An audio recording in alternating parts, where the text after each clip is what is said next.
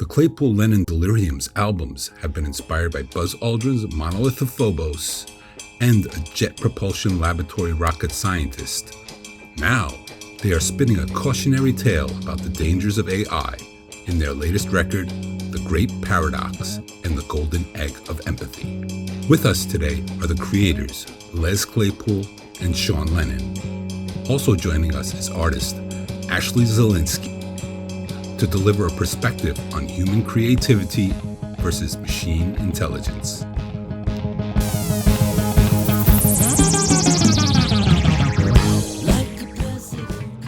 So Sean and Les, can you talk a little bit about how this concept record came to life and what inspired you to tackle artificial intelligence on this go-around? A lot of our song ideas come from just like weird shit that we read on the internet. So, weird stories, cool stories, interesting science stuff. And in this case, we had just been reading about the paperclip dilemma. And I think the paperclip dilemma came out like before, obviously, the whole LLM explosion. But this idea that, a supercomputer that was smarter than humans, if you programmed it to do something as simple as make as many paperclips as possible, it could eventually wind up destroying the whole planet and then, creating spaceships to go out and colonize the whole solar system and the galaxy to just turn everything into paperclips. So it's a cautionary tale, and we just thought that was funny. So we'd been looking for stories for our epic rock opera concept album, and we thought that would be a good foundation. But we also worked a lot on everything else, characters and the story. But that was sort of the basic idea. Like, wouldn't it be funny to do a literal interpretation of the paperclip dilemma, like it's actually happening? Well, I like how Shiner says "we," because I don't read any of that stuff.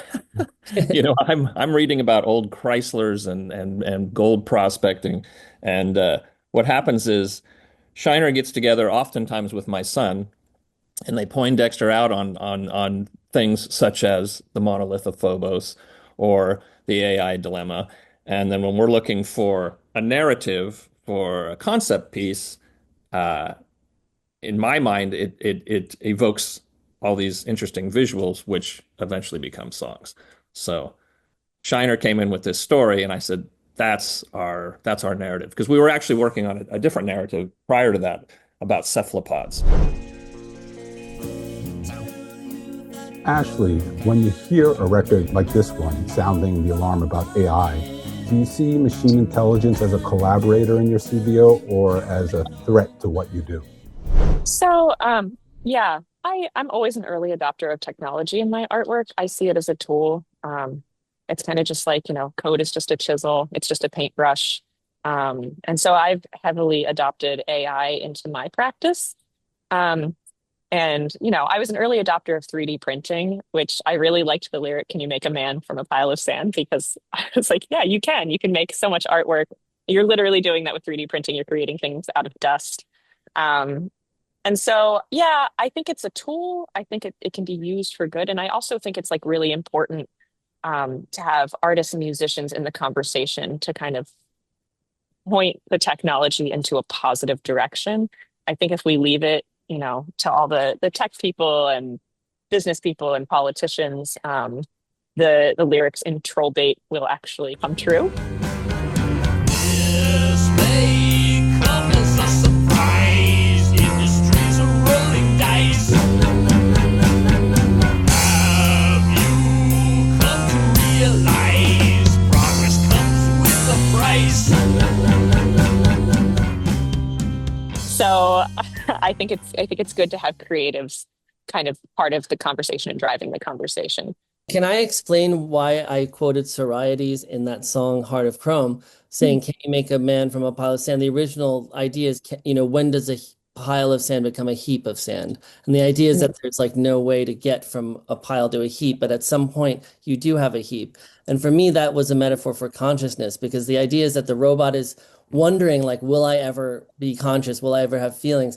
And the idea is like, can you basically get to a point where you're actually a human being, meaning a man who has feelings and, a soul or whatever you want to call it, can you make Yeah. that just from these like components that are, the foundation of AI, whether it's code or nuts and bolts? So it's actually more like a joke. It's about like the robot saying like, it's a joke in reference to whether AI could ever become conscious.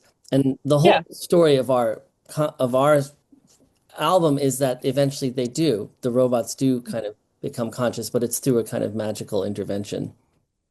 Yeah. I mean the AI machine that I built that I'm using in my studio right now, I named it Spot. And Spot is Data's cat's name in Next Gen. I love Data. I actually met him at a Trekkie convention. Oh man, I've been to a Trek convention. Don't worry, I'll nerd out with you.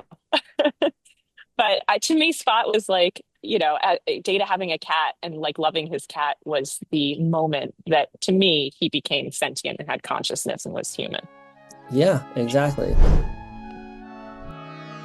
So you guys have taken your psychedelic space rock to an inner space level with the new record, questioning whether there's more to us in the song Meat Machines and delivering a thought-provoking message with the lyrics, AI think, therefore AI am, in the track Heart of Chrome. It makes me think about human psychology and how that will be interpreted within AI models.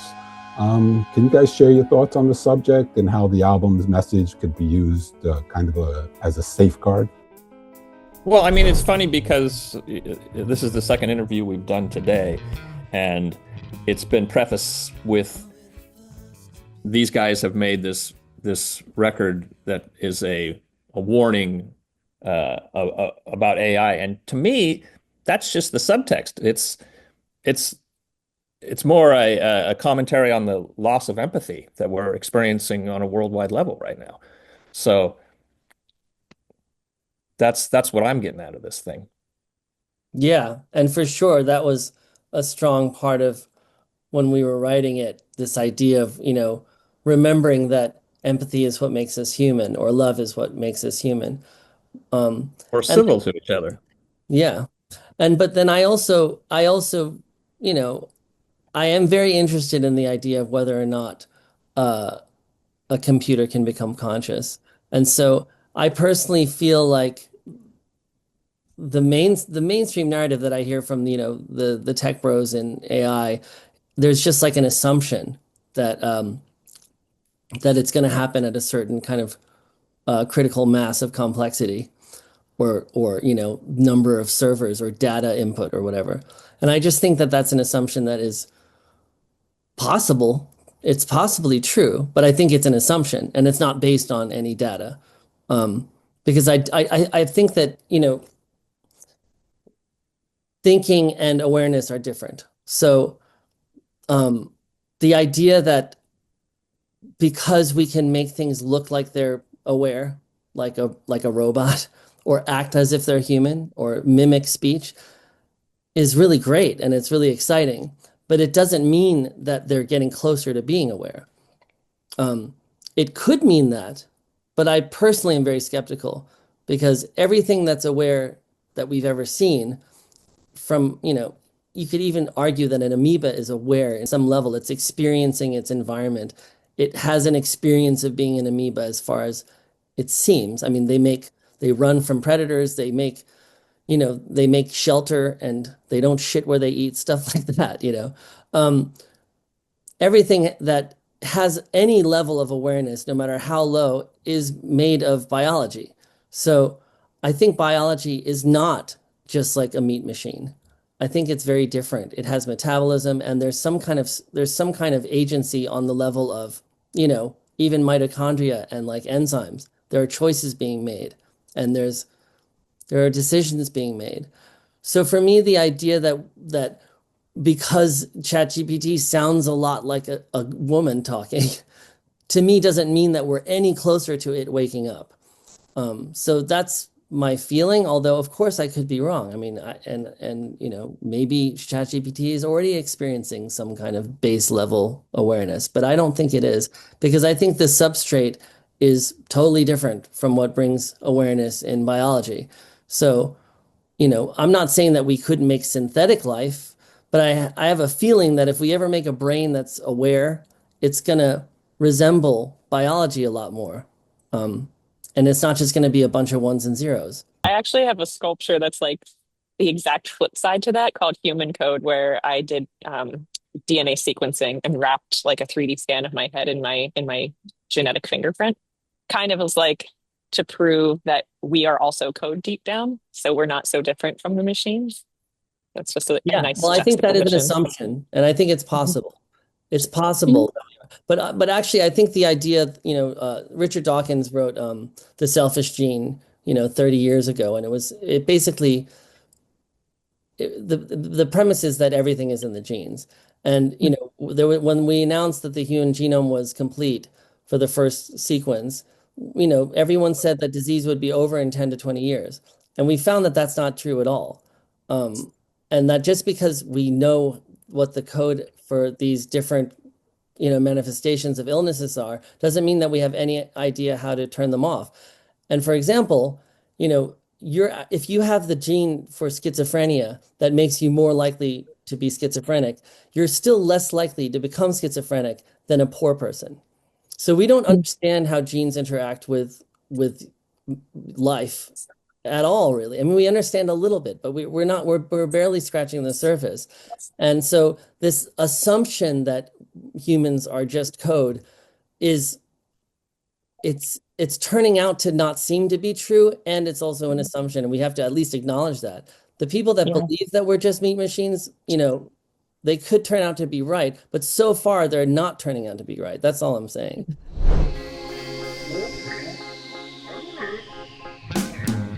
So if we do call it a wrap and hand the keys to AI, like you mentioned in the last song on the record, what do you guys think that the universe loses? Not humans, but the universe itself. I mean, it arguably might not even exist. There are models of the universe where consciousness is required for anything to exist at all. So we don't even really know.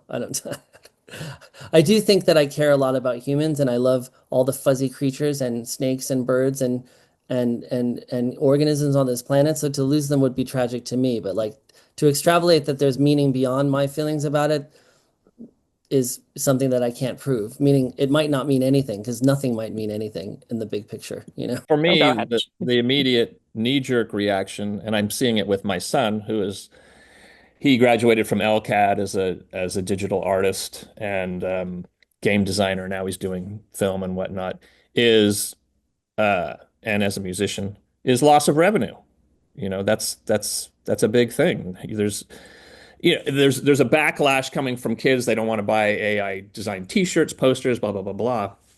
But that's not going to be the case for television commercials and all these different things where artists have been able to make a comfortable living, and those jobs are going away fast. So I worry about, and my son does worry about the state of just artistic output. But just on an optimistic note, Les, I do think that it's surprising, but the value of handmade stuff has already seemed to go up since generative AI. People, like, at least when we put stuff out, like, I see comments all the time. They're like, "Oh my God, this was handmade." Oh, they drew it themselves. That's so cool. I just feel like the market value for human stuff might actually go up as like everything becomes AI but as soft. you know, as a guy, like, we're very lucky human beings that we're able to make a living at our art. It's a very rare thing, and it's a very small percentage of people that are able to do that. So the people that do the more commercial work, they're going to be affected by that. No, you're totally right. And like Hollywood is definitely in a crisis. I agree. I think, but I honestly think as like a fine artist, a conceptual artist, that like in a world of AI, like conceptual art is all we have left. The pure human thought will have more value. And like Les said, like people are going to gravitate towards, a human perspective versus an android perspective. And just to like circle back to Steve's question, like we are the universe observing itself, and that is a big deal. And I don't think that a synthetic life form has that ability, because we are made of star stuff. We are the universe looking back at itself, and can't replicate that. I totally agree with that. It's very nice to meet you, Ashley. I hope we get to chat again sometime. The Great Parrot-Ox and the Golden Egg of Empathy is out now. For more, visit ClaypoolLennonDelirium.com. To learn more about Ashley's artwork, visit AshleyZelinskie.com. Thanks for watching. Space.com.